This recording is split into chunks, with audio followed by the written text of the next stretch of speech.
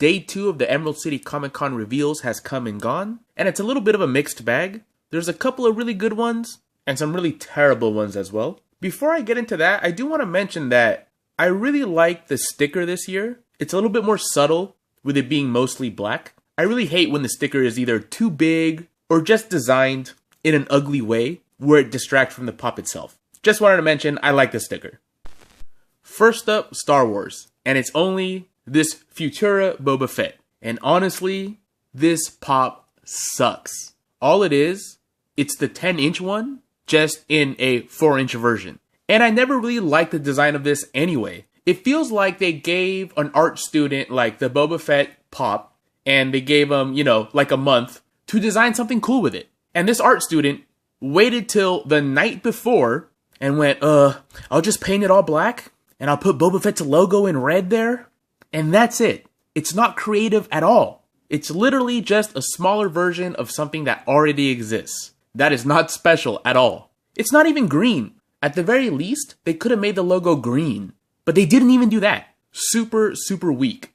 If they would have released the Mandalorian holding the child in an action pose, everybody would lose their minds. Pop of the year. But no, instead they decided to squeeze this turd out of their ass.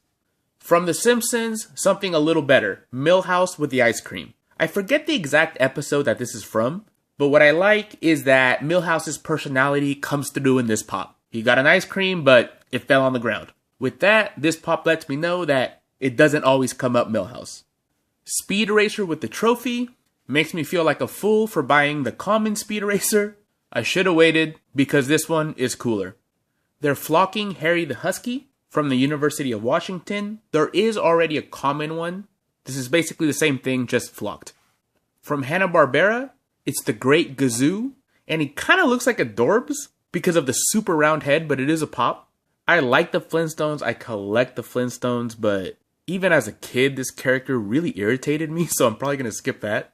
And more Funko Soda, Huckleberry Hound, 3,500 pieces with a chase. Kind of curious to see how fast this sells because Huckleberry Hound isn't typically something that goes up in price or sells out very fast. And this is a new product that's very limited and has a chase. I'm very curious to see what happens with these. I predict that this 3-pack of baby dragons from Game of Thrones is going to be the biggest shelf warmer of this con. I think there's more people trying to get rid of their Game of Thrones collections right now than trying to expand them. And this is a 3-pack that's very similar to other 3-packs they've already put out of these dragons. And convention 3-packs are $45, which I think is going to make this a pass even for hardcore Game of Thrones fans. And they're making this weekend casual Thanos from Endgame. And it's hard to tell if his severed hand will attach with a magnet or if it's just going to be loose, similar to the Chase Georgie pop from It. It would be nice if it has a magnet, but it just makes me think that it's a complete missed opportunity to have his head come off with a magnet, kind of like the Ned Stark pop. That said, this is Marvel and it has to be a bobblehead, so that makes it a little bit more challenging to do that, but I'm pretty sure if they wanted to, they could figure it out.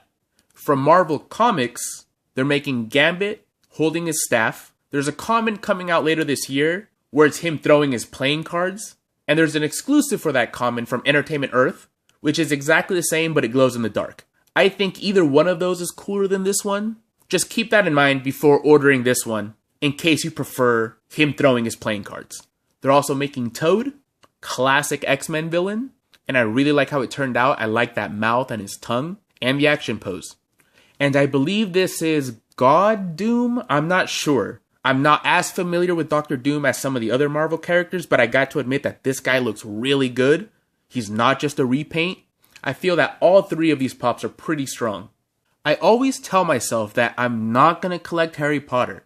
I got Hermione, I got Harry, I got a couple of others. That's enough. But I gotta get Nymphadora Tonks. I really like the actress that plays her, and this pop came out great.